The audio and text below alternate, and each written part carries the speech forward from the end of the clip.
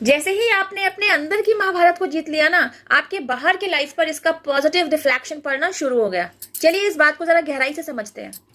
पहले समझते हैं what do you know by Mahabharata. Mahabharata को आप इस तरह समझते हैं, कौरवों और पांडवों के बीच हुआ महायुद्ध, है ना।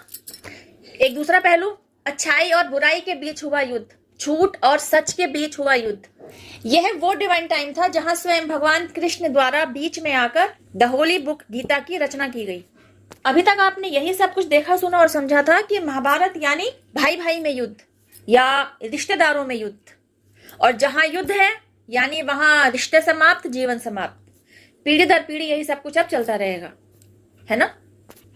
यह तो थी एक्सटर्नल लेवल की महाभारत, जो आमतौर पर हर एक की हर किसी के साथ चल ही रही है, चलती भी रहेगी।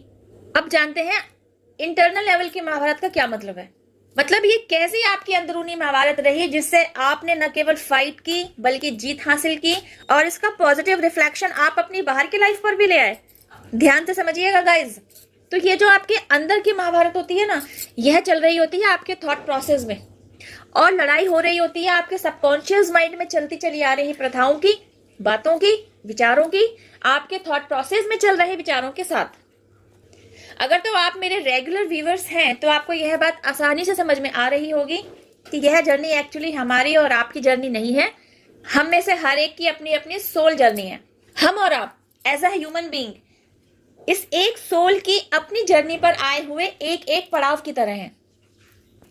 सोल ने अपनी सोल ग्रोथ पर आगे बढ़ते हुए एक जीवन एज अ ह्यूमन बीइंग एक जीवन यात्रा शुरू की, जिसका कॉस्ट्यूम था मीना सागर। शरीर छोड़ देने के बाद मीना सागर कहां गई, कहां चली जाएगी, नोबडी नोज अबाउट इट। लेकिन यह सोल आगे की यात्रा पर बढ़ जाने वाली है। आगे की यात्रा पर बढ़ते हुए हो सकता है यह फिर से एज अ ह्यूमन बीइंग ही एक और पड़ाव को पार करे, और हो सकता है फिर अगले पड़ाव में यह हरीश कुमार बनकर आए। सोल की यात्रा पर जेंडर बिल्कुल मैटर नहीं करता। तो अब जानते हैं आपके अंदर के कौन से कन्फ्लिक्ट रहे जिनके साथ आपको इंटरनल लेवल पर महाभारत लड़नी पड़ी। सपोज आप 6 भाई बहनों में से एक हैं, आपके बाकी 5 भाई बहनों की सोच एक तरीके से चलती है, लेकिन आपकी सोच, आपका थॉट प्रोसेस न केवल उनसे जुदा है बल्कि उनसे बिल्कुल ऑपोजिट भी है। इसकी वजह से आपने न केवल कितनी ही बार अपने ही लोगों की तरफ से ह्यूमिलेशन भी झेला। ये तो बहुत साधारण सी बात है कि आपके भाई बहनों के साथ किसी भी टॉपिक पर यदा कदा जब भी विचार टकराते ना, हमेशा आपको ही दबा दिया जाता, आपको ही गलत साबित करने की कोशिश की जाती रही। हालांकि आपके अंदर यह कश्मकश हमेशा से चलती रही कि आप अंदर से जानते थे कि आप तो सही दिशा पर जा रहे हैं, आप तो सच का साथ दे रहे हैं, लेकिन आपको यह नहीं समझ में आ रहा था कि सही दिशा को फॉलो करने के बावजूद, सच का साथ देने के बावजूद आपको गलत किस तरह ठहराया जाता रहा। ऐसे ही न जाने और कितने क्वेश्चंस की भरमार बढ़ती गई, लेकिन आपको जवाब नहीं मिला। आपको इन सारे सवालों के जवाब तब मिले जब आप स्पिरिचुअलिटी के रास्ते पर आए। तब जाकर आपने जाना यह कन्फ्लिक्ट जो आपके दिमाग में चल रहा है ना, इसके पीछे की मूल जड़ है आपकी प्योरिटी, आपके सद्गुण। Because you are a pure divine soul. आप प्यार से भरे हुए व्यक्तित्व के मालिक हैं। ह्यूमैनिटी को सर्व करना और वाइब्रेशन रेज करना, ये सारे डिवाइन वर्क है। इनमें से आपका कोई भी काम हो सकता है। ह्यूमैनिटी को सर्व करना, वाइब्रेशन को रेज करना, होअपोनोपोनो प्रेयर के साथ जुड़ना, इनमें से कोई भी डिवाइन वर्क। अवेकन होने के बाद आपने उस सोल मिशन के ऊपर काम किया। सोल मिशन तक पहुंचना और सोल मिशन के ऊपर काम करना इतना भी आसान नहीं। It's not an easy task, it is very huge process. फिर भी आप अवेकनिंग प्रोसेस से गो थ्रू हुए। आपने खुद पर काम किया, आपने खुद को हील किया, और खुद को हील करने के बाद आपने अपने दिमाग के अंदर जो भी अब तक के कन्फ्लिक्ट्स भरे हुए थे ना, उन पर काम करना शुरू किया।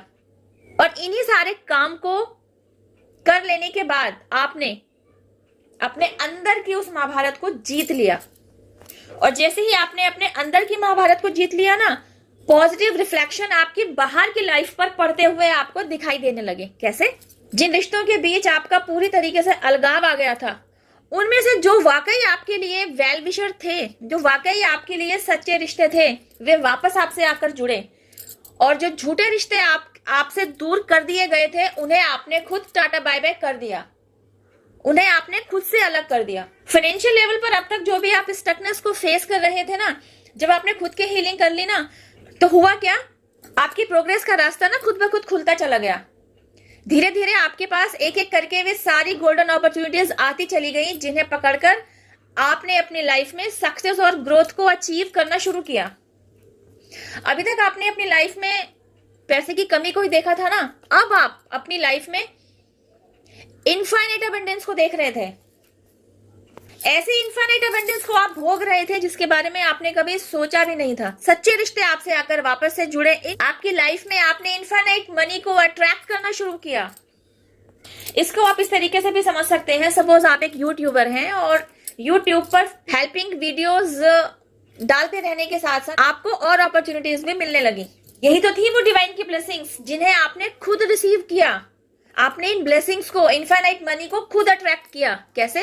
जब आपने खुद को हील किया, खुद पर काम किया, अपने आप को हर उस एक कन्फ्लिक्ट से बाहर लाकर खड़ा कर दिया।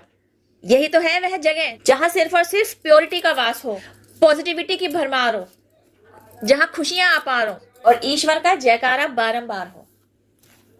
आई होप गाइस वीडियो में दिया गया मैसेज आपको समझ में आया हो, यूजफुल लगे तो शेयर टू अदर्स। इस वीडियो में बस इतना ही। अब मैं आपसे मिलती हूँ मेरी नेक्स्ट वीडियो में। टिल देन हैव पेशेंस, रब्बा केयर, जय माता दी, take care, bye, stay blessed.